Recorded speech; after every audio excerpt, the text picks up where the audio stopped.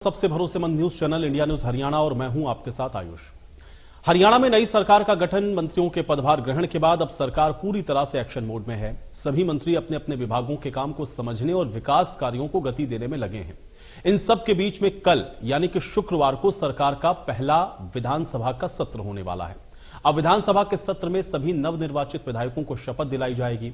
Pro tem speaker विधायकों को यह शपथ दिलाएंगे और माना यह जा रहा है कि कांग्रेस विधायक रघुवीर कादियान को प्रोटेम स्पीकर बनाया जा सकता है। वहीं इन सब के बीच में विधानसभा के स्पीकर और डिप्टी स्पीकर का भी चयन किया जाएगा। माना यह जा रहा है कि बीजेपी विधायक हरविंदर कल्याण को विधानसभा में स्पीकर की जिम्मेदारी मिल सकती है। डिप्टी स्पीकर के लिए कृष्ण मिड्डा के नाम की चर्चा है।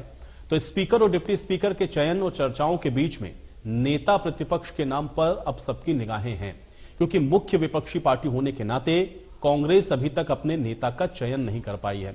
अब कांग्रेस विधायक दल की मीटिंग में नेता प्रतिपक्ष चुनने के लिए पार्टी हाईकमान को अधिकृत किया गया, लेकिन हाईकमान ने अभी तक इस पर कोई फैसला नहीं लिया है।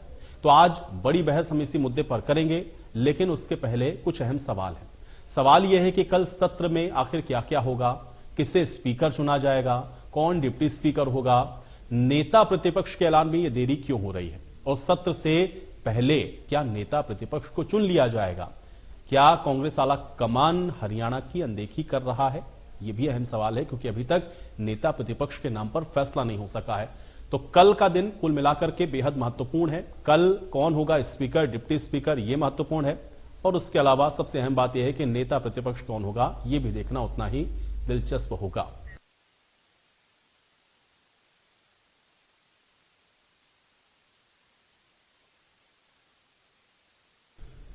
तो कौन बनेगा नेता प्रतिपक्ष, ये बड़ा सवाल है, क्योंकि आप देखिए सत्ता पक्ष में तो जो जिम्मेदारियां मिलनी थी वो सब तय हो चुकी है। मुख्यमंत्री से लेकर के मंत्रियों तक सबको उनकी जो जिम्मेदारियां हैं वो सौंप दी गई हैं। सब आप देख रहे हैं कि अपने अपने काम में लगे हैं।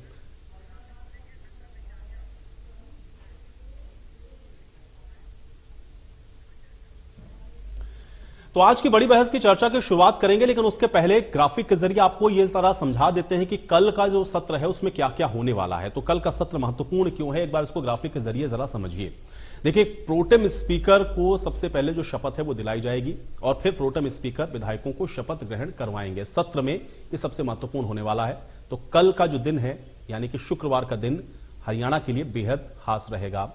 राज्यपाल बंडारू दत्तात्रेय सभी को शपथ दिलाएंगे, तो सत्र में यह महत्वपूर्ण रहेगा। तो प्रोटेम स्पीकर को राज्यपाल बंडारू दत्तात्रेय शपथ दिलाएंगे और प्रोटेम स्पीकर फिर सभी विधायकों को शपथ ग्रहण करवाएंगे, यानी कि जितने भी नवनिर्वाचित विधायक इस बार विधानसभा के चुनावों में चुनकर के आए हैं उन सबको कल शपथ दिलवाई जाएगी प्रोटेम स्पीकर के द्वारा। तो रघुवीर कादियान प्रोटेम स्पीकर होंगे। इसी तरह से विधानसभा के स्पीकर का चुनाव होना है, यह बहुत महत्वपूर्ण है। स्पीकर के जो चुनाव है वो कल सदन के अंदर ही होगा, लेकिन अब इसको लेकर के चर्चाएं भी हैं। कुछ नाम आप देख रहे हैं कि लगातार उसकी चर्चा हो रही है। और विधानसभा के डिप्टी स्पीकर का भी आपको बता दें कि कल ही जो चयन है वो कर लिया जाएगा, क्योंकि कल विधायकों की मौजूदगी रहेगी। तो ऐसे में स्पीकर और डिप्टी स्पीकर भी कल सत्र के अंदर तय हो जाएगा कि कौन रहने वाला है। तो सबसे पहले प्रोटेम स्पीकर को जो शपथ है वो दिलाई जाएगी। अब रघुवीर कादियान जो कि प्रोटेम स्पीकर हैं, इनके बारे में आपको बता देते हैं, क्योंकि प्रोटेम स्पीकर महत्वपूर्ण इसलिए क्योंकि कल जितने भी नवनिर्वाचित विधायक होंगे उन सबको शपथ प्रोटेम स्पीकर के द्वारा ही दिलाई जाएगी। तो रघुवीर कादियान के बारे में अहम बात आपको बताते हैं। तो विधायकों को शपथ कल रघुवीर कादियान दिलाने वाले हैं। प्रोटेम स्पीकर के तौर पर उनका चयन हो चुका है। प्रोटेम स्पीकर रघुवीर कादियान कल होंगे, जिनको राज्यपाल बंडारू दत्तात्रेय शपथ दिलाएंगे। अब देखिए, बेरी हलके से 7 बार के विधायक हैं रघुवीर सिंह कादियान, जो कि कल प्रोटेम स्पीकर की भूमिका में आपको दिखेंगे। तो बेरी हलके से आते हैं, 7 बार के विधायक रहे हैं और एक सीट से लगातार 6 बार जीतने वाले वो पहले विधायक हैं। तो ये भी अपने आप में बहुत दिलचस्प है कि देखिए, एक ही सीट हो, 6 बार आप लगातार वहां पर अपनी जीत को पक्का करके आए हों, इससे आप अंदाजा लगाइए। और कांग्रेस पार्टी से विधायक हैं रघुवीर कादियान, लगातार 6 बार आपने देखा कि एक ही सीट से वो जीते हैं, 7वीं बार के वो विधायक हैं। तो ऐसे में प्रोटेम स्पीकर की जिम्मेदारी कल रघुवीर सिंह कादियान की होगी, जो कि विधायकों को शपथ दिलवाएंगे। इसके अलावा विभिन्न विभागों के वो मंत्री भी रहे हैं, यानी कि महत्वपूर्ण जिम्मेदारियां भी उन्होंने निभाई हैं। तो रघुवीर कादियान के बारे में ये अहम बातें आप जान लीजिए, क्योंकि कल प्रोटेम स्पीकर की भूमिका में आप उनको देखेंगे। एक और अहम जानकारी है वो ये कि पशु आहार में पीएचडी उन्होंने प्राप्त की हुई है। जो क्वालिफिकेशन है वो भी आप देखिए, पीएचडी पशु आहार में, और हरियाणा कृषि विश्वविद्यालय हिसार में प्रोफेसर की भूमिका में भी वो रहे हैं। अब हरविंदर कल्याण आप देखिए, जिनके नाम की चर्चा हो रही है स्पीकर के तौर पर, भारतीय जनता पार्टी के विधायक हैं। लगातार चर्चा हरविंदर कल्याण के नाम पर है। गरोंडा विधानसभा सीट से विधायक हैं हरविंदर कल्याण, जिनको ये माना जा रहा है कि स्पीकर की भूमिका में लाया जा सकता है। लगातार तीसरी बार हरविंदर कल्याण विधायक चुने गए हैं। 2014, 2019 और फिर 2024 में वो जीत कर आए हैं, तो तीनों बार वो जीते हैं। अमरावती यूनिवर्सिटी से उन्होंने बीई की डिग्री हासिल की है। ये क्वालिफिकेशन है उनकी। सिविल इंजीनियरिंग में उन्होंने बीई किया हुआ है, जिनको कल स्पीकर बनाया जा सकता है, ऐसी चर्चाएं हो रही हैं। हालांकि अब ये कल एकदम स्पष्ट हो जाएगा। 1967 में उनका जन्म हुआ है, तो 57 साल के वो हैं, भारतीय जनता पार्टी के विधायक। इसके अलावा कृष्ण मिड्ढा की भी चर्चा है, जिनको डिप्टी स्पीकर बनाया जा सकता है, विधायक हैं वो भी, और हरविंदर कल्याण, जिनको स्पीकर के तौर पर कल चयनित किया जा सकता है। तो ये चर्चाएं हैं। हालांकि अब इस पर कल आप देखेंगे कि मोहर लग जाएगी, अब क्योंकि समय बहुत ज्यादा शेष नहीं है। बैठक में विकास कार्यों को लेकर चर्चा हुई और कितना विकास होना है, क्या डिमांड है, और जो लोकल समस्याएं थी, चाहे वो यूएलबी की थी, चाहे वो पंचायतों की, उन पर चर्चा विस्तार से हुई है। सर, स्पीकर और डिप्टी स्पीकर के नाम पर भी कोई चर्चा की गई है सर? हाँ, वो भी जल्दी हो जाएंगे, लेकिन यहाँ पे ऐसी कोई चर्चा नहीं हुई। नाम की तो चर्चा हुई होगी। नहीं, ऐसा कोई चर्चा नहीं हुई, ऐसे कोई अनाउंसमेंट नहीं हुई, और बाकी सब कल पता चल जाएगा। ठीक है सर, थैंक यू। थोड़ा सा डाउन कर दो। आज विधायक दल की बैठक हुई है, क्या वो मुद्दे थे जिन पर डिस्कशन किया गया? मुख्यमंत्री जी ने सबका संबोधन किया और जो जो कार्य करने हैं अगले 100 दिन में उनके बारे में बात की है। किस तरह से सरकार के जो काम है उनको गति बढ़ानी है, उसके बारे में बात चर्चा हुई है। और कल 10 बजे हमने सब विधायकों ने मिलना है विधानसभा में, और 11 बजे से ओथ सेरेमनी शुरू होगी। तो कल सेशन भी शुरू होना है, उससे पहले भी कोई मीटिंग बुलाई गई है मैम? नहीं जी, कोई मीटिंग नहीं है। 10 बजे हम सब वहाँ एकत्रित होंगे और उसके बाद 11 बजे से करवाई जाएगी मैम? जी हाँ, सब विधायकों की ओथ होगी कल। और हमारे मैडम की विधानसभा अध्यक्ष और उपाध्यक्ष के लिए भी सहमति बनेगी विधायकों में, तो इसको लेकर कोई चर्चा हुई? तो वो तो कोई ऐसी चर्चा नहीं हुई है, और कल वहीं पे पता चलेगा सबका। ठीक है मैम, थैंक यू मैम। तो शक्तिरानी शर्मा और विधायकों को आप सुन रहे थे। स्पष्ट तौर पर आज जो इस मीटिंग के अंदर हुआ है उस पर बात करते हुए, मीडिया के साथ मुखातिब होते हुए, लेकिन प्रश्न महत्वपूर्ण है। प्रश्न यह है कि कल आखिर जो स्पीकर हैं, डिप्टी स्पीकर हैं, उनकी भूमिका में कौन होगा, और उससे भी महत्वपूर्ण प्रश्न यह है कि नेता प्रतिपक्ष आखिर कौन होगा हरियाणा के अंदर विधानसभा में। यह अपने आप में बड़ा महत्वपूर्ण हो रहा है। आज इसी विषय पर चर्चा करते हैं। सभी मेहमान हमारे साथ जुड़ गए हैं, पहले उनका परिचय करवाते हैं। डॉक्टर पंकज बेनीवाल जी हमारे साथ जुड़े हुए हैं, भारतीय जनता पार्टी के प्रवक्ता हैं। डॉक्टर पंकज बेनीवाल जी, स्वागत है आपका चर्चा में। विजय कौशिक जी हमारे साथ, कांग्रेस पार्टी के प्रवक्ता हैं। विजय कौशिक जी, आपका स्वागत है। ओंकार सिंह जी हमारे साथ, इंडियन नेशनल लोकदल के प्रवक्ता हैं। ओंकार सिंह जी, आपका स्वागत है। केसी मलकानिया जी हमारे साथ, वरिष्ठ पत्रकार हैं। केसी मलकानिया जी, आपका स्वागत है। और संदीप चौधरी जी हमारे साथ, राजनीतिक विश्लेषक हैं। संदीप चौधरी जी, आपका भी स्वागत है। पंकज जी, आपसे शुरुआत करते हैं, क्योंकि कल का दिन बड़ा महत्वपूर्ण है। जो नवनिर्वाचित विधायक हैं उनकी शपथ होनी है, और उससे भी महत्वपूर्ण यह है कि कल स्पीकर और डिप्टी स्पीकर भी तय हो जाएगा कि कौन रहने वाला है। कुछ नामों की चर्चा जो कि लगातार हो रही है, दर्शकों को हमने बताया। और उससे भी महत्वपूर्ण यह है कि नेता प्रतिपक्ष कौन होगा, यह सवाल एक बड़ा बरकरार है। कैसे इन सारे विषयों को आप देखते हैं? आपका पहला रिएक्शन चाह रहा हूं। नमस्कार आयुष जी, सभी साथियों नमस्कार, सभी दर्शकों को नमस्कार।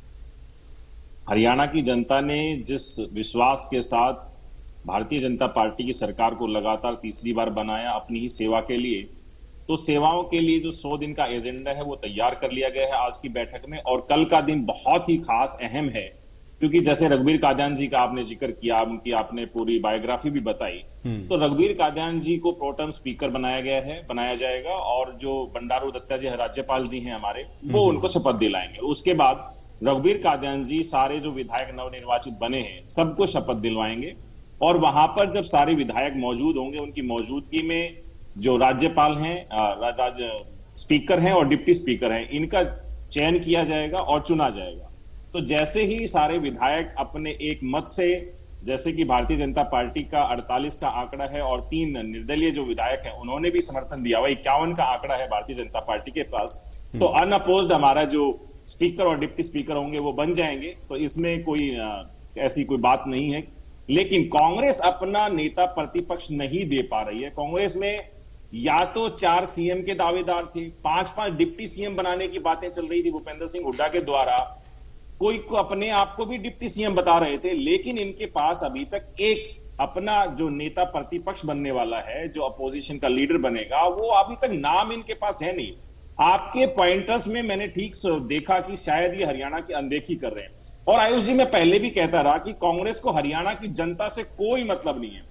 हरियाणा की जनता कैसे काम करना चाहती है, इनका एजेंडा क्या है, ये अपने एजेंडे में भी कभी कामयाब नहीं हो पाए ना। इनका कोई एजेंडा था हरियाणा के लिए। तो भारतीय जनता पार्टी के लिए और हरियाणा के लिए कल का दिन बहुत अहम है।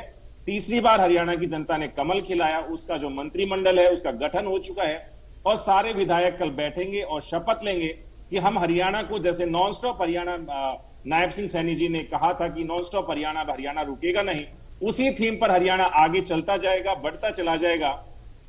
और हरियाणा की सरकार या नायब सिंह सैनी जी या जो अभी हमारा मंत्रिमंडल का गठन हुआ है, जितने भी कैबिनेट के मिनिस्टर्स बनाए गए, सारे के सारे एक्शन मोड के अंदर हैं, सभी काम पे अपने जुट गए हैं। 25,000 नौकरियां देने की बात को कि नायब सिंह सैनी जी ने कहा कि नौकरियां पहले दूंगा फिर मैं शपथ लूंगा, उसको चरितार्थ करते हुए कि हमने जो कहा वो करके दिखाया, उस थ्योरी पर, उस नॉन स्टॉप हरियाणा की थीम पर हरियाणा की जनता को पूर्ण भरोसा रहा। और जैसे ही कामों की जड़ी नायब सिंह सैनी जी ने लगाई, डायलिसिस फ्री का हमारा संकल्प पत्र में था कि डायलिसिस फ्री कर देंगे बुजुर्गों के लिए। जो भी ऐसे मरीज होंगे जिनको डायलिसिस की जरूरत है, वो सरकारी हॉस्पिटलों में सबके लिए फ्री हो जाएगा। जिन हॉस्पिटलों में नहीं है, उन हॉस्पिटलों में डायलिसिस की सारी यूनिट को लगा दिया जाएगा, तैयार कर दी जाएंगी। अनुसूचित जातियों के लिए संकल्प पत्र में हमारा था कि 10-10% का जो कैटेगराइजेशन करना है वो भी कर दिया गया। शहरी निकायों में ठीक है पंकज जी, देखिए ये काम तो आप लोग अब चूंकि कह के आए थे तो उन कामों को आप लोग कर रहे हैं, बेहतर है आप करिए इस तरह से, क्योंकि अब ये तो आप लोगों को करना भी है, आपका दायित्व भी है। लेकिन एक महत्वपूर्ण प्रश्न ये है, क्योंकि जो विधायक निकले विधायक दल की मीटिंग के बाद, वो भी बड़ा स्पष्ट तौर पर इस बात को कह नहीं रहे थे लेकिन नकार भी नहीं रहे थे। जिन 2 नामों की चर्चा हो रही है, क्या उनको तय माना जाए? स्पीकर और डिप्टी स्पीकर के नामों की जो चर्चा है, कुछ बता सकते हैं क्या आप? नहीं आयुष जी, ऐसी कोई मेरे पास जानकारी नहीं है। मैं कोई मैच्योर, मेरे लिए कोई ऐसा शब्द नहीं होंगे कि मैं आपके टीवी चैनल पे बैठ के कोई ऐसे शब्दों का व्याख्यान करूं। मेरे पास अभी तक ऐसी कोई पुख्ता जानकारी नहीं है कि जो हरविंदर कल्याण जी का जो आप जिक्र कर रहे हैं, कृष्ण मिड्ढा जी का जिक्र कर रहे हैं, मेरे पास ऐसे कोई इनपुट्स नहीं है अभी इन चीजों को लेकर। ठीक है, चलिए कौशिक साहब का मैं रुक करता हूं। कौशिक जी, देखिए भाई, सरकार को जो अपना काम करना है उधर से तो सारी चीजें ऑलमोस्ट डन हो चुकी हैं। अब स्पीकर और डिप्टी स्पीकर कौन होगा, ये कल जब सत्र होगा तो उसमें भी ये तय हो जाएगा। लेकिन नेता प्रतिपक्ष कौन होगा, क्योंकि विपक्ष की भूमिका में आप हैं और विपक्ष का काम बहुत महत्वपूर्ण है।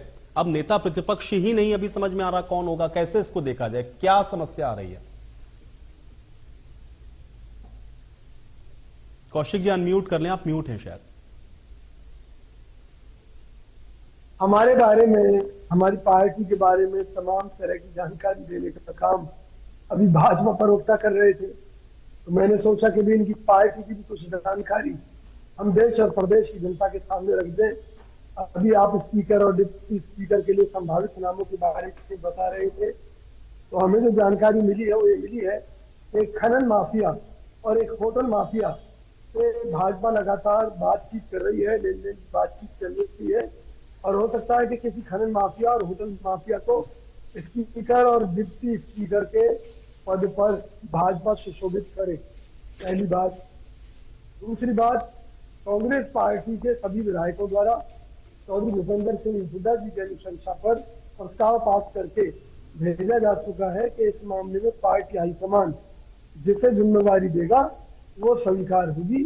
तो पार्टी हाईकमान, क्योंकि महाराष्ट्र में गठबंधन की बात चल रही थी, अभी प्रियंका गांधी जी ने भी नॉमिनेशन किया है, तो कुछ कारणों से थोड़ी डिले हो गई, लेकिन जल्द ही आपको नेता विपक्ष का नाम मिल जाएगा।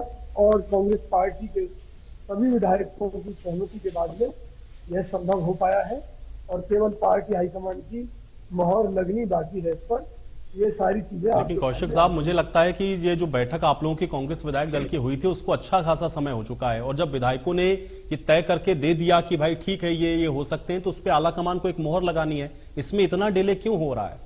ये प्रश्न इसलिए बार बार खड़े होते हैं क्योंकि कांग्रेस में देखिए, अब आप बार बार नकारिए कि कांग्रेस में सब कुछ सही है। भाई गुटबाजी की वजह से आला कमान नाराज है तो सबको पता है, और आपकी ही पार्टी के एक विधायक जो कि मेरे साथ पिछली चर्चाओं में कई दिनों से जुड़ रहे थे, आज वो नहीं है, बाल मुकुंद जी, वो हमेशा इस बात को कहते रहे, बार बार वो कह रहे थे कि देखिए कल सत्र होगा, उसके एक दिन पहले आप देखिएगा कि हम नेता प्रतिपक्ष के नाम का ऐलान कर देंगे, और आप ये कह रहे हैं कि ये हो जाएगा। तो ये डिले क्यों हो रहा है? सवाल ये है, कहां पे समस्या आ रही है? मैंने आपको बताया कि महाराष्ट्र चुनाव में गठबंधन को लेकर कई कारण हैं। ऐसे कि पार्टी हाईकमान के कई नेता अपनी अपनी जिम्मेवारियों में व्यस्त है और एक मीटिंग होकर एक नाम पर फाइनल में मोहर लगानी है पार्टी हाईकमान को।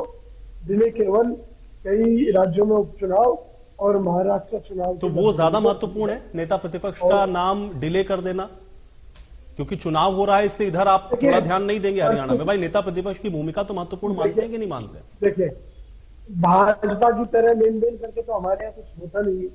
जैसे मैंने बताया कि इनके यहाँ स्पीकर और डिप्टी स्पीकर किसी होटल माफिया और खनन माफिया को बिठाए जाने की तैयारी चल रही है, तो इनकी तरह तो हमारे यहाँ सिस्टम है नहीं। हमारे यहाँ तो पार्टी हाईकमान अपने, देखिए कौशिक जी, अब आप किसी को माफिया कहेंगे तो फिर आपको उसको पूरा साबित भी करना पड़ेगा, क्योंकि जिस तरह के शब्दावली आप इस्तेमाल कर रहे हैं कि कोई खनन माफिया या कोई दूसरा माफिया, तो फिर आपको ये बताना पड़ेगा माफिया कैसे हैं, फिर उसको साबित भी करना पड़ेगा आपको। आधार क्या है इसका जो आप माफिया शब्द बार बार बोल रहे हैं यहाँ चर्चा में? इसका आधार आप ये समझ लीजिए कि हरियाणा के अंदर भाजपा राज में कई अधिकारियों को कुचलने की कोशिश हुई, एक को कुचल कर मार दिया गया था, इतने ही अधिकारियों पर हमले हुए, उसके बावजूद भी अवैध खनन नहीं रुका, क्योंकि इसमें सरकार के कुछ मंत्रियों की मिलीभगत थी, जिसके चलते उन्होंने अपने एक मंत्री को इस बार के मंत्रिमंडल में नहीं लिया है। लेकिन अब फिर से बार्गेनिंग शुरू है उनके साथ में। इसी तरीके से होटल माफिया के बहुत से उनके होटल अनलीगल चल रहे हैं, लेकिन फिर भी उन पर कोई रोक नहीं है। उन लोगों के साथ भी बार्गेनिंग चल रही है भाजपा की। अरे जिस चीज को जनता अवैध मान रही है कि वो लोग अनलीगल काम कर रहे हैं, उनके यहाँ अवैध काम हो रहे, नहीं तो फिर उसका आपको उसको फिर साबित करना पड़ेगा ना कि वो अवैध हो रहा है या वो माफिया हैं। क्या आप ये बता पाएंगे? क्योंकि ये कहना चर्चा में बैठ करके और एक चैनल के ऊपर बैठ करके किसी के ऊपर ये आरोप लगा देना कि फलाना माफिया है, वो आपके ऊपर भी प्रश्न खड़ा कर सकता है कि आप साबित करिए कि वो माफिया कैसे है। मैं साबित कर देता हूँ आपके चैनल पर। एक प्रशासनिक सिस्टम होता है कि अगर आप चौकी इंचार्ज हैं और आपके यहाँ लगातार चोरी हो रही है और आप चोरों को नहीं पकड़ पा रहे, तो आपको 1 मिनट में सस्पेंड कर दिया जाएगा, आपसे हर एक चोरी के बारे में जवाब मांगा जाएगा और उन चोरियों की सजा आपको अफसर होने के नाते भुगतनी होगी। इसी तरीके से जिन विधायकों के संरक्षण में गलत काम हो रहे हैं, अगर भाजपा उनसे जवाब नहीं मांग रही, या जिन्होंने मंत्री रहते हुए लूट मचाई थी, अवैध खनन को बढ़ावा दिया था, ठीक है। चलिए कौशिक साहब, मुझे लगता है कि ये आपका स्टेटमेंट है और इंडिया न्यूज हरियाणा का इस स्टेटमेंट से कोई सरोकार नहीं है। ये आपने व्यक्तिगत तौर पे जो बात कही, इसकी जिम्मेदारी सिर्फ और सिर्फ आपकी होगी। अगर उधर से कोई भी ऑब्जेक्शन आता है तो आप उसको क्लैरिफाई करेंगे। मैं ओंकार जी का रुख करता हूं। ओंकार जी, एक तो नेता प्रतिपक्ष कौन होगा, क्योंकि विपक्ष की भूमिका मैं बार बार कहता हूं लोकतंत्र में सर्वाधिक महत्वपूर्ण है, उस पर अभी भी कोई क्लैरिफिकेशन नहीं है, क्योंकि अब कह रहे हैं कि चुनाव दूसरे स्टेट में हो रहे हैं, वहां पर व्यस्तता है। और दूसरा यह है कि कल का दिन भी बड़ा महत्वपूर्ण है, विधायकों को शपथ भी दिलवाई जानी है, स्पीकर और डिप्टी स्पीकर का कल चयन भी हो जाएगा। कैसे देखते हैं इसको आप? आयुष जी, लोकतंत्र में नेता प्रतिपक्ष का बहुत महत्वपूर्ण स्थान है। ये आप भी कह रहे हो, मैं भी कह रहा हूं, सभी कहते हैं।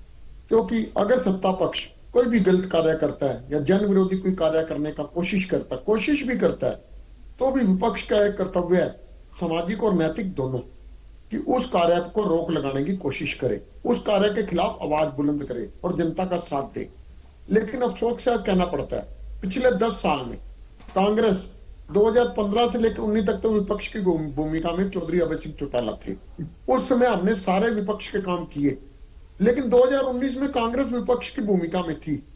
इन्होंने कोई ऐसा काम नहीं किया, किसानों के प्रति ले लो या किसी और समस्या के प्रति ले लो, प्रॉपर्टी आईडी ले लो, परिवार पहचान पत्र ले लो, इन्होंने कभी आवाज उठाने की कोशिश नहीं करी। हाँ, इनके प्रवक्ता जरूर टीवी पे आके भाषण दे देते हैं, बोल देते हैं, और मेरे को तो बड़ा अफसोस लग रहा है। ये भी कहते हैं कि महाराष्ट्र में चुनाव के करके नेता प्रतिपक्ष का नाम फाइनल नहीं हो पा रहा। क्या इनके सुप्रीमो ने कैलकुलेटर लेके कुछ कैलकुलेट करना है? क्या करना है उन्होंने? एक नाम ही तो डिसाइड करना है। और दूसरा, आप देखिए कांग्रेस की एक विपक्ष की भूमिका है, पूरे देश में कांग्रेस विपक्ष में फेल रही है, और हरियाणा में इनके फेलियर का काम यही पता लगता है, जो तीसरी बार सरकार बनी है ना बीजेपी की, इसमें कांग्रेस की भूमिका है। ये बहुत ज्यादा ओवर कॉन्फिडेंस थे, हम तो 70 सीटें लेके आ रहे हैं, हमने तो ऐसा कभी भी नहीं कहा था कि हम 70 लेके आ रहे हैं, हम तो ये कहते हैं कि हमारी ठीक सीट आएंगी। चलो नहीं आई, कहीं ना कहीं कांग्रेस के फेलियर की वजह से, और कांग्रेस ने जो नैरेटिव फिक्स किया था, कांग्रेस ने एक नैरेटिव ये बना दिया था समाज के अंदर कि बीजेपी को अगर हराएगी तो कांग्रेस हराएगी। वोटों का ध्रुवीकरण हुआ कांग्रेस की तरफ, ये मैं मानता हूं, लेकिन क्योंकि इनकी 17 टिकटें तो ऐसी थी जहां आजाद प्रत्याशी खड़े थे जिन्होंने अपने प्रत्याशियों को ही हराया। ये कांग्रेस की गुटबाजी का नतीजा, हम और आप पहले भी बात कर रहे थे, गुटबाजी किया हमने क्या इसमें से। लेकिन मेरे को इस बात का समझ नहीं आ रही कि मेरे भाई विजय कौशिक जी मेरे भाई हैं, ये बीजेपी के स्पीकर और डिप्टी स्पीकर की तो बात करें कि खनन माफिया और वन माफिया रहेगा, आप अपनी बात कीजिए ना। आपका नेता प्रतिपक्ष हमारा होता, नेता प्रतिपक्ष अब तक डिसाइड हो जाता। आपका नेता प्रतिपक्ष कौन है? पिछले 11 साल से आपका संगठन नहीं कर रहा है, और बिना संगठन के चुनाव लड़ लिए, और फिर ये कहते हैं जी देखो बिना संगठन के तो हमारी ठीक है। जनता का विकल्प नजर आ रहा था, हम नजर नहीं आए, हमें कहीं ना कहीं कमियां रही होंगी, हम अपनी कमियों को दूर करेंगे और दोबारा जनता के बीच में है। लेकिन ये बहुत अच्छी बात है कि कांग्रेस का अभी तक नेता प्रतिपक्ष डिसाइड नहीं हुआ।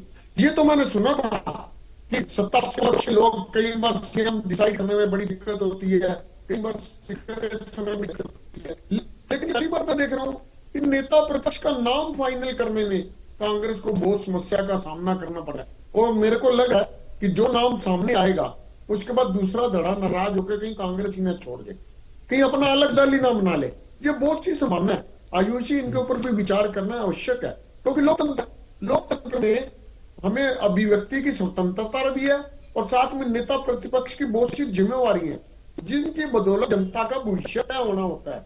आज मेरे को जो महसूस हो रहा है कि शायद कांग्रेस अपना जिसको भी नेता प्रतिपक्ष बनाएगी उसका दूसरा पक्ष नाराज होके कांग्रेस से साइड ही ना, जो मेरे को लग रहा है इसी वजह से शायद डिले हो रहा है। देखिए है तो इनका आंतरिक मामला, लेकिन जब जनता पर बाधित हो जाता है, जब कोई मुद्दा जनता के लिए जरूरी हो जाता है, गौण नहीं रहता, तो जनता का मुद्दा भी बन जाता। आज जनता ये देख रही है, हरियाणा की जनता इस बात पे अचंभित भी है कि कांग्रेस अभी तक अपना नेता प्रतिपक्ष नहीं डिसाइड कर पाई। पिछले 11 साल से इनका कोई संगठन नहीं बन पाया। ये कांग्रेस की, देखिए हम तो मानता हूं मैं कि 1 सीट की अब 2 सीट आई है, और 2 सीट बहुत कम है, लेकिन जो स्थिति हमारी है नहीं बिल्कुल सही है ओंकार जी। नेता प्रतिपक्ष भी तो भाई, नेता प्रतिपक्ष भी तो प्रदेश के लिए तो महत्वपूर्ण है, इसलिए उनका आंतरिक नहीं, ये तो प्रदेश का मामला है, और ये तय नहीं होगा तो इस पर प्रश्न उठने बहुत लाजमी है। ये तो मैं पहले ही कह रहा हूं, संदीप जी का मैं रुक कर रहा हूं। प्रतिपक्ष प्रदेश के लिए बहुत महत्वपूर्ण है। अगर सत्ता पक्ष कोई भी ऐसा काम करता तो नेता प्रतिपक्ष का निर्णय लेना पड़ता। बिल्कुल सही बात है, कल सत्र है और नेता प्रतिपक्ष अभी तक तय नहीं है। संदीप जी कैसे देखते हैं ये दोनों प्रश्न? बड़े महत्वपूर्ण है, एक तो स्पीकर डिप्टी स्पीकर को लेकर के कुछ नामों की चर्चा है, जरा उसका आप विश्लेषण करिएगा, और दूसरा ये है कल सत्र होना है, प्रोटेम स्पीकर शपथ दिलाएंगे सभी नवनिर्वाचित विधायकों को, लेकिन अभी ये तय नहीं है कि नेता प्रतिपक्ष कौन होगा, कैसे इसको देखा जाए? देखिए अगर हम बीजेपी सरकार की बात करें तो वो सरकार बना चुके हैं, मंत्री बन चुके हैं, मुख्यमंत्री बन चुके हैं, तो पार्टी पूरे तरीके से एक डिसिप्लिन में है, तो वो अपने तरीके से अपने स्पीकर और डिप्टी स्पीकर बना सकते हैं। लेकिन अगर हम कांग्रेस की बात करें तो कांग्रेस में पावर गेम है। पावर गेम में इसलिए कह रहा हूं कि हुड्डा साहब के साथ ज्यादातर विधायक हैं, और जिस तरीके से हरियाणा कांग्रेस बटी हुई है कुछ राष्ट्रीय नेताओं के बीच में, एक तरफ हुड्डा साहब हो जाते हैं, एक तरफ शैलजा जी हो जाती हैं, फिर सुरजेवाला जी हो जाते हैं, और अभी तो अशोक तंवर भी आ गए हैं पार्टी के अंदर। तो अशोक तंवर का भी अपना एक मजबूत पक्ष है क्योंकि उनके ऊपर कांग्रेस में पैठ है, और इस वजह से हुड्डा साहब का नाम राष्ट्रीय नेतृत्व नहीं लेना चाहेगा क्योंकि चीजें ऊपर जाकर बढ़ जाती है। और हुड्डा साहब ने नीचे से मैसेज दिलवा दिया है कि भाई विधायक मेरे साथ है, तो जो राष्ट्रीय नेतृत्व है कांग्रेस का, वो कसम कसम है कि कहीं ऐसा ना हो हुड्डा साहब नाराज हो गए तो कांग्रेस नंगी हो जाएगी हरियाणा के अंदर। तो हुड्डा साहब को खुश भी रखना है और बाकी लोगों को साथ लेकर के भी चलना है, क्योंकि एक आदमी के हाथ में भी पूरी कांग्रेस नहीं दी जा सकती, क्योंकि कांग्रेस कई जगह इस तरीके के नुकसान उठा चुकी है। आपको याद होगा विजय बहुगुणा जो मुख्यमंत्री रहे, राष्ट्रीय नेतृत्व उनसे खुश थे और वो टाइम पर बीजेपी में शामिल हो गए थे। इसी तरीके से कैप्टन अमरिंदर का आप उदाहरण दे सकते हो, जो कांग्रेस के लंबे समय तक मुख्यमंत्री रहे। तो कांग्रेस फूक कर कदम रख रही है और फिलहाल देखते हैं वो किस करवट बैठता है, लेकिन मुझे लगता है हुड्डा साहब का पक्ष भारी है, शायद राष्ट्रीय नेतृत्व को झुकना पड़े। नहीं तो ये कहना कि महाराष्ट्र में या झारखंड में इलेक्शन हो रहा है, प्रियंका जी ने वहां पर जाकर के अपना नॉमिनेशन फाइल किया, उन सारी चीजों में व्यस्तताएं, ये छुपने वाली बात है या अनदेखी हो रही है हरियाणा की, या तय नहीं हो पा रहा है कि भाई हम उस कंडीशन में हैं कि अगर एक पक्ष या एक धड़ा अलग होता है तो हम उसको बियर कर पाए या उसको हम सह पाए? देखिए आयुष जी, ये तो एक बहाना बनाने वाली बात है, चीजों से बचने वाली बात है, तभी होता है। अदरवाइज राष्ट्रीय नेतृत्व ने वहां के प्रभारी भी बना रखे हैं, वहां के अध्यक्ष भी बना रखे हैं, और ये हरियाणा का मामला है, विधायकों को भी इसमें अपना रोल अदा करना है।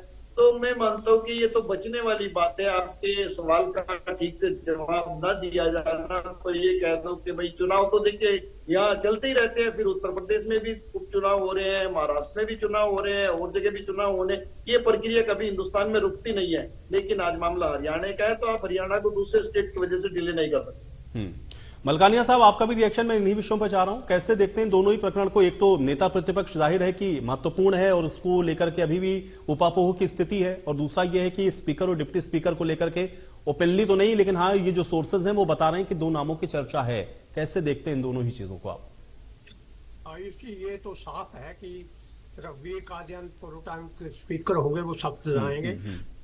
कल्याण के नाम की चर्चा है स्पीकर के लिए, और घनश्याम अरोड़ा है, जीन से कृष्ण मिड्डा है, विनोद बिहाना, इनकी उपाध्यक्ष के नाम की चर्चा है। जहां तक कांग्रेस का सवाल है, कांग्रेस की जो रणनीति है उससे मैं सहमत हूँ, क्योंकि कांग्रेस अगर कुछ दिन पहले किसी का नाम अनाउंस कर देती है तो उससे फूट के आसार ज्यादा बढ़ जाते हैं।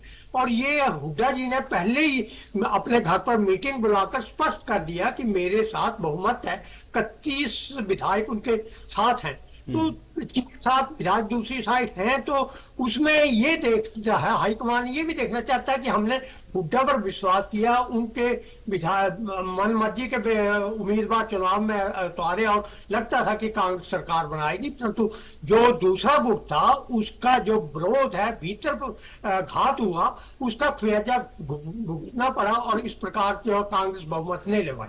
अब जो शैलजा गुट है वो चंद्रमोहन नाम की चर्चा करना चाहता है कि उसे विपक्ष का नेता बनाया जाए, परंतु आप समझ सकते हैं कि हुड्डा के मुकाबले चंद्रमोहन कितने कमजोर हैं, क्योंकि हुड्डा जी हैं वो इतनी बार सीएम रहे, उनको सदन में चर्चा करने का ज्ञान है कि क्या होना है, किस में वॉकआउट करना है, किस मुद्दे पर सरकार को घेरना है। विपक्ष की भूमिका जो बहुत महत्वपूर्ण होती है, वो विपक्ष जो है जनता को मुद्दों को विधानसभा में सरकार के सामने लाता है और सरकार को घेरता और उन मुद्दों को हल कराने की भी कोशिश करता है। तो जब पक्ष ताकतवर होगा तो उससे सरकार को सोच समझ कर चलना पड़ेगा, उसको हर निर्णय जो है बड़े सोच कर लेना पड़ेगा। कोई भी ऐसा निर्णय सरकार नहीं लेगी जो जनता के। मलकानिया साहब, क्या आपको ये लगता है कि नेता प्रतिपक्ष कोई भी हो, जो थे मौजूदा वो हो या कोई नया नाम भी लेकर के आए, तब भी बिखराव बिल्कुल संभव दिख रहा है? क्योंकि ये होगा, अब तो चुनाव के लिए अगले 5 साल का इंतजार आपको करना है, तो क्या ये चीज दिख रही है कांग्रेस आलाकमान को? इसलिए वो सोच रहे हैं कि जितना डिले हो सकता है कर दिया जाए, लेकिन ये होगा जरूर, जिसको भी करेंगे दूसरा गुट नाराज होगा। ये तो मैंने पहले कह दिया कि जितना लेट करेंगे उतना कांग्रेस के लिए तो पर्दे में रहेंगे ना, अभी तक कोई फूट नहीं है। जब ये अनाउंस कर देंगे तो ये डर लगता है कि कहीं विधायक छोड़कर ना चला जाए दूसरी बार, हालांकि उसका फर्क कुछ नहीं पड़ेगा, परंतु फूट साफ नजर आ जाएगी। इसलिए जो हाई कमान है उसको ये पता है हुड्डा के सिवा कोई ऐसा नेता नहीं है जिसको विपक्ष का नेता बनाया जाए, परंतु हुड्डा के नाम पर जैसे विधानसभा चुनाव लड़ा और उसमें किरकिरी हुई हुई है, सरकार नहीं बन सकी है। और जो विपक्षी गुट, शैलजा गुट कह लो या सुरजेवाला गुट कह लो या तंवर गुट, अब तंवर जी आ गए उनका गुट कह लो, तो उनमें नाराजगी रही और उन्होंने सारा भांडा जो है वो बाप बेटे पर फोड़ा है। तो अगर इसमें भी कोई ऐसी स्थिति आ जाती है और हाई कमान अगर एक बार बैठाकर इन्हें समझाकर बात कर ले भी हम इसको बना रहे हैं, आपने विद्रोह नहीं करना, अगर विद्रोह करेंगे तो हम एक्शन लेंगे, हम पार्टी की परवाह नहीं करेंगे, नेता की परवाह नहीं करेंगे, हम जो है अगर बगावत हुई तो उसके बरखलाफ अपना कठोर एक्शन लेंगे। परंतु ये जो शक्ति है हाईकमान के पास नजर नहीं आती है। जिस प्रकार भाजपा एक्शन ले सकती है उस प्रकार कांग्रेस हाईकमान के पास इतनी शक्ति नहीं। आपने देख लिया यूपी में जो सपा है उसको सीटें देने को तैयार नहीं थी, 2 सीटें दे रहे थे, उसने कहा हम चुनाव ही नहीं लड़ेंगे, हम इनकी मदद करेंगे। तो ऐसे ही और जो स्टेटों में चल रहा है। तो कांग्रेस की स्थिति जो है इसमें हरियाणा विधानसभा चुनावों के परिणाम के बाद काफी खस्ता हो चुकी है और उसे सोच कर कदम रखना होगा। और लगता है कि कल मतलब आपका कहने का मतलब यह है कि अभी उस पोजीशन में नहीं है या वो पोजीशनिंग कर रहे हैं कि अगर कोई निर्णय लेते हैं तो उसका इंपैक्ट होगा कितना। बेनीवाल जी, माफिया शब्द का इस्तेमाल हुआ और ये कहा गया कि 2 नाम जिनकी चर्चा हो रही है भाई वो माफिया है, उनको आप लोग ऐसे पदों पर बैठाने की कोशिश कर रहे हैं, कैसे इसको देखते हैं आप? ये विजय कौशिक जी जो बैठे हैं आज कांग्रेस की तरफ से कैसे बेबुनियाद आरोप लगा रहे हैं, इनको सबूत देना चाहिए कि कैसे उनको माफिया कह रहे हैं। क्या भारतीय जनता पार्टी के जो 48 कैंडिडेट जीते हैं, हरियाणा की जनता ने जिताए हैं, आप उनको माफिया कहेंगे क्या? आपको इन्हीं शब्दावली की वजह से आप कहेंगे, अरे इन्हीं शब्दों की वजह से आपको सरकार से बाहर रखा पिछले 15 साल से। निश्चिंत रहिए, जिंदगी में कभी हरियाणा की जनता आपको लेकर के नहीं आएगी। अरे आप बोलते रहिएगा और हरियाणा की जनता ऐसे कमल खिलाती रहेगी। आप लोगों को सिर्फ मीडिया में अनगढ़ बयानबाजी देनी है, संगठन बनाना नहीं है। बीबी बत्रा ने, अशोक अरोड़ा ने कह दिया कि भाई भूपेंद्र सिंह हुड्डा का नाम मनोनीत है, वो बनेंगे, लेकिन विजय कौशिक जी बता नहीं पा रहे हैं कि यहां बैठ के कौन होगा। इनके विधायक तो उनका नाम ले रहे हैं। और टिकटों का बंटवारा भी अगर देखें आयुष जी, तो आखिरी दिन नॉमिनेशन चल रहा है और टिकटों का बंटवारा चल रहा है, भी आपको टिकट मिल गई, आपको टिकट मिल गई। तो जो पार्टी इतनी बैकफुट पे पहले से ही चुनाव में थी, तो हरियाणा की जनता ने इनको बैकफुट पे डाल दिया। और जो शब्दों का चयन आज विजय कौशिक जी ने किया है, विजय कौशिक जी को खुद सबूत देने पड़ेंगे कि ये बिना बेबुनियाद और बेआधार के जो आज आरोप लगाए हैं, ये किस तथ्य पे आधारित है, क्या है, कौन से वो नाम है जिनको माफिया का शब्द यूज करना चाहते हैं। अगर इन्होंने ऐसा करते हैं तो हम इनको चैलेंज भी करेंगे कि कैसे उनको माफिया कहा है। फिर ये समझे कि इन्होंने टीवी चैनल पे बैठ करके, आपके इंडिया न्यूज पे बैठ करके ऐसे शब्दों का प्रयोग क्यों किया। ये समझेंगे इस चीज को कि आज मैंने इतनी बड़ी भारी गलती की, मैंने गलत शब्दों का चयन कर लिया, क्योंकि इनको पता नहीं है कि टीवी पे बैठ के कुछ भी बोलेंगे, कुछ भी बोलेंगे। लेकिन भारतीय जनता पार्टी और हरियाणा की जनता है विजय कौशिक जी की पार्टी को और विजय कौशिक को कभी माफ नहीं करने वाली है, क्योंकि इन्होंने अतीत में भी हरियाणा की जनता को ठगा है। हरियाणा की जनता के बारे में आप ही के पार्टी के नेता सुरजेवाला ने राक्षस शब्द का प्रयोग किया था। तो हरियाणा की जनता ने दिखा दिया कि कैसे आप लोगों को बेदखल करना हरियाणा की राजनीति से। आज आप माफिया कहिएगा, कभी राक्षस कहिएगा, आपका जो मन करिए वो कहिएगा, लेकिन भारतीय जनता पार्टी इसमें संज्ञान जरूर लेगी कि आज विजय कौशिक जी ने किन शब्दों का प्रयोग किया और किन के लिए किया और क्यों किया। आपसे इनकी जवाबदेही मांगेंगे और आप इनका सबूतों के साथ हमें चाहे चैनल पे बताओ, चाहे कैसे भी बताओ, आपको हलफनामा भी देना पड़ेगा इन सब चीजों के बारे में। ये बेबुनियाद बातें ना तो हरियाणा की जनता सुनना चाहती है और ना ही हम सुनेंगे आप लोगों से, क्योंकि हरियाणा की जनता की सेवा करने के लिए हम लोग आए। हम सेवक हैं, आपके जैसे नहीं है कि आप लोग सिर्फ सत्ता में आना चाहते हैं और मलाई खाना चाहते हैं। अरे शमशेर गोगी के यहां से तो आपके राहुल गांधी चुनाव प्रचार का शुरुआत करते हैं। जो आदमी ये कह रहा था कि भाई पहले अपना घर भरूंगा, अपने रिश्तेदारों का घर भरूंगा, फिर देखेंगे, और वो भी ये कहते थे कि हुड्डा सरकार आ रही है। हार गए तो बोले हुड्डा हार गई, हुड्डा कांग्रेस हार गई। अरे आपके जो पार्टी के नेता है उनका स्टैंड ही क्लियर नहीं है कि हमें बोलना क्या है, और आपका भी स्टैंड क्लियर नहीं है कि मुझे बोलना क्या है, क्या नहीं बोलना है। तो एक सुरेंद्र शर्मा का एक वो चुटकुला भी है, एक आदमी दूसरे आदमी से पूछता है भाई तू उसने रामफल को जानता है क्या, तू शमशेर को जानता है क्या? बोला नहीं भाई। बोला कभी बाहर भी घूम लिया करे। तो वो दूसरा पूछता है, बोला भाई तू शांति देवी जानता है क्या? बोला नहीं भाई। बोला कभी घर में भी रह लिया कर।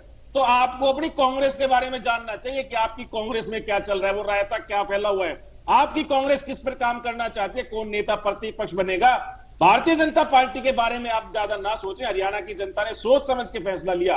48 सीटों के साथ 48 कैंडिडेट जिता करके भारी मैंडेट के साथ सरकार बनाई, 48 कमल खिलाए हैं। उन्होंने अपनी सेवा के लिए आपके हाथ का साथ नहीं लिया, क्योंकि आपका हाथ या आप लोग हमेशा झूठ फरेब की राजनीति लेकिन करते बेनीवाल जी, वो तो और ये भी कहा माफिया जा रहा है शब्द कि वो जो तो है वो भूपेंद्र आप हुड्डा ने लोगों के मदद लिए करी ज्यादा आपकी। उपयुक्त होते हैं कि आपके भूपेंद्र लोग हुड्डा ने कैसे आपकी माफिया मदद में करी, इसलिए आप संलिप्त जीत गए। रहते भाई थे। कांग्रेस और में वो अगर इतनी ईडी अंतर के कला नहीं छापे होती लग तो रहे आप उनके जीतते ऊपर। नहीं। बेनीवाल आप जी, एक नेता बताएं। बेनीवाल जी, अगर कांग्रेस में इतनी अंतर कला नहीं होती या ये स्थितियां नहीं होती तो आप नहीं जीतते। ये भी तो आरोप लगता है कि भाई तो मदद तो कांग्रेस नहीं कर दी, आपकी सरकार बन गई। एक भी प्रवक्ता ये नहीं मानता था आयुष जी की इनकी पार्टी में फूट है, जबकि भारतीय जनता पार्टी का हर एक नेता, हर एक प्रवक्ता या जितने भी हमारे स्टार प्रचारक थे, सारे कहते थे बाबू बेटा की पार्टी को हराना है, बाबू बेटा की कांग्रेस को हराना है। हम कहते थे कि भाई इन्होंने कुमारी शैलजा को 12 दिन तक वो इनके चुनाव प्रचार में नहीं आई, किसने खंडन किया? भारतीय जनता पार्टी कहती थी, लेकिन इनको इल्म नहीं था। ये तो सोचते थे कि बस कांग्रेस की सरकार आ रही है, कांग्रेस की सरकार आ रही है। ये लोग इस वहम में थे कि हरियाणा की जनता एंटी इनकम्बेंसी के हिसाब से इनके साथ चली जाएगी, लेकिन प्रो इनकम्बेंसी के हिसाब से हरियाणा की जनता ने 48 सीट, जो कि 2014 में भी मैंडेट नहीं दिया, 2019 में भी मैंडेट नहीं दिया, वो 2024 में कौशिक साहब, चलिए ठीक है, ये राजनीतिक बातें ठीक है। कौशिक साहब देखिए, ये राजनीतिक आरोप प्रत्यारोप तो आप लोग करते ही रहेंगे, लेकिन अगर इससे इतर हम लोग देखें, एक राजनीतिक विश्लेषक, एक वरिष्ठ पत्रकार, उन्होंने बड़ा स्पष्ट कहा कि जो चीजें हैं वो दिख रही हैं सबको। ये कहना कि महाराष्ट्र और झारखंड में चुनाव है इसलिए हम नेता प्रतिपक्ष को तय नहीं कर पा रहे हैं, ये छुपने वाली बात है। जो गुटबाजी है या जिस तरह की परिस्थितियां हैं वो दिख रहा है और आलाकमान जानता है, इसलिए डिले हो रहा है।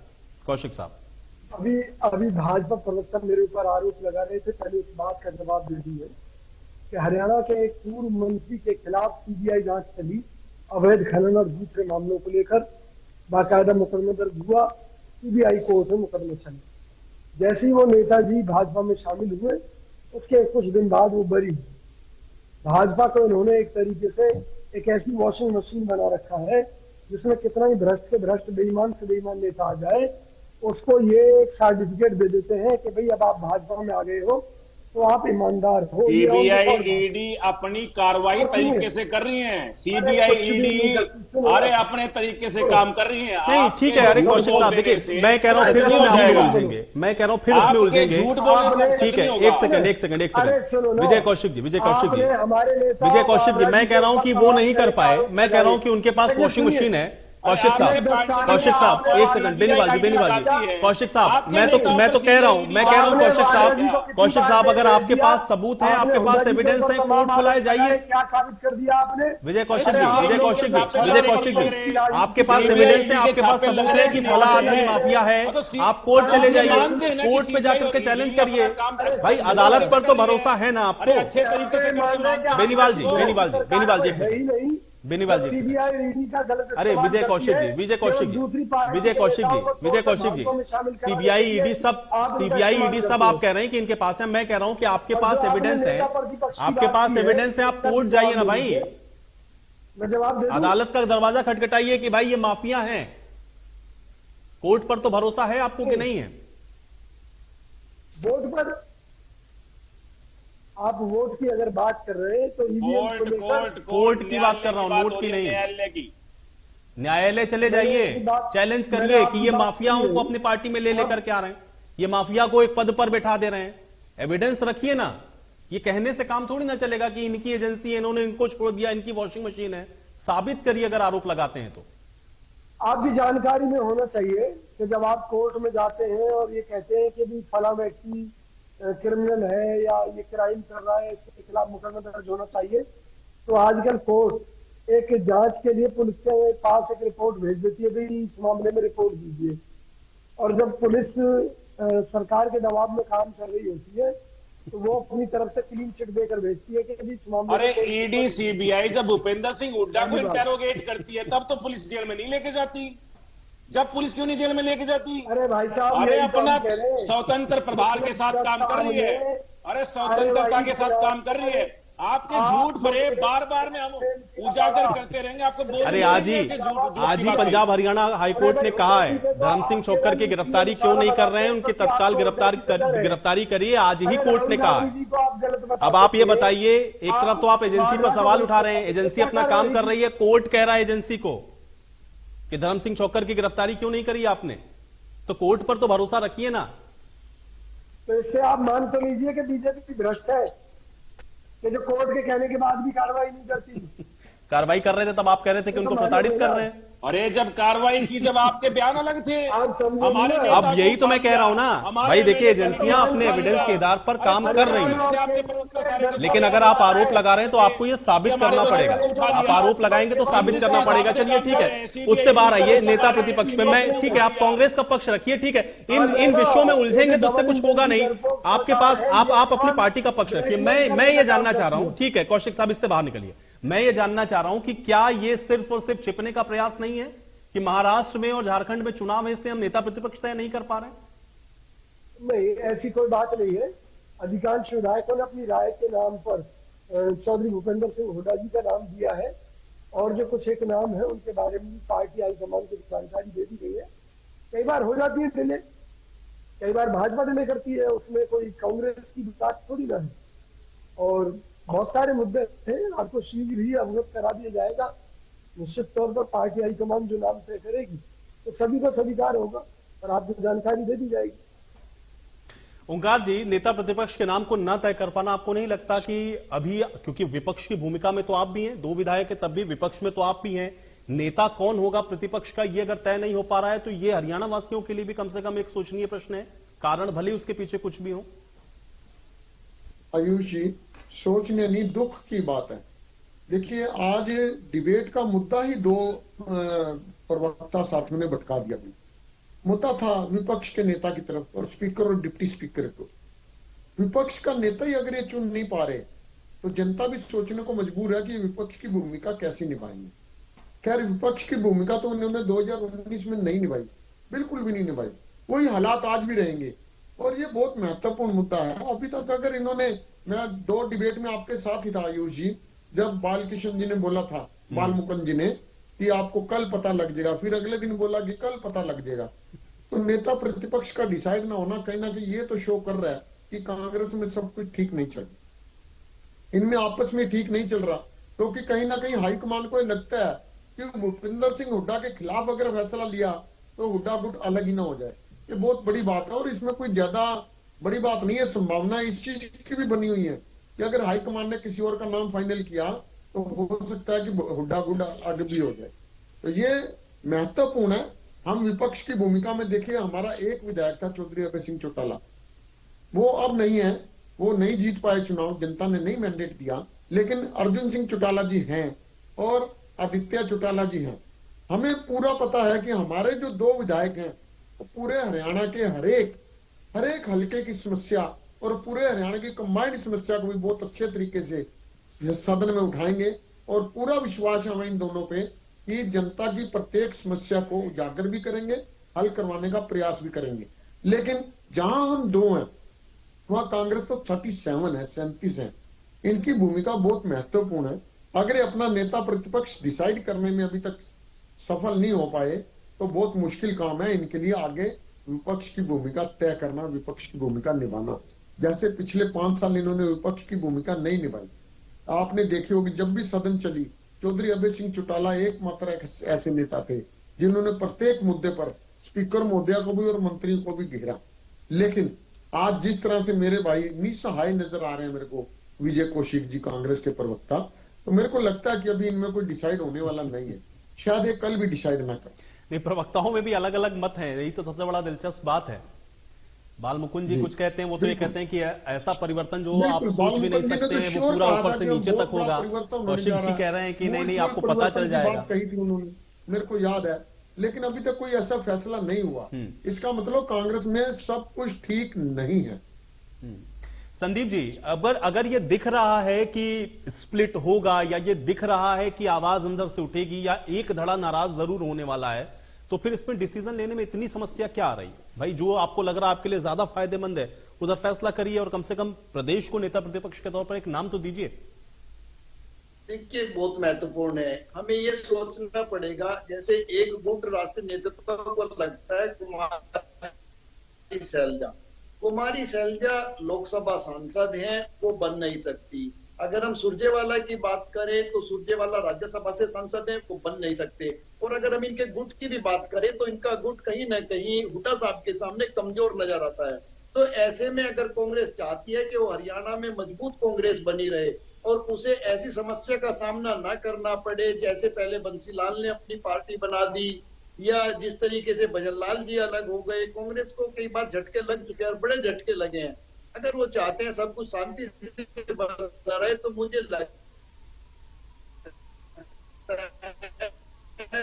भूपेंद्र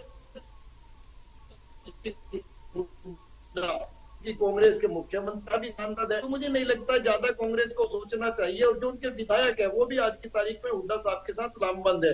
तो मुझे लगता है राष्ट्र नेतृत्व को हुड्डा साहब के सामने झुकना पड़ेगा। नहीं, लेकिन संदीप जी, वो जो हाथ से हाथ मिलवाया गया था, जिसको ये कहा जा रहा था कि अब दूरियां खत्म हो गई, क्योंकि उन तमाम चर्चाओं में रहते थे भाई कुमारी सैलजा और भूपेंद्र हुड्डा के हाथ से हाथ मिलवा दिए राहुल गांधी ने, और फिर उनके प्रवक्ता बार बार ये बात कहते थे देखिए हमारी गुटबाजी खत्म हो गई, वो दिल मिले नहीं क्या?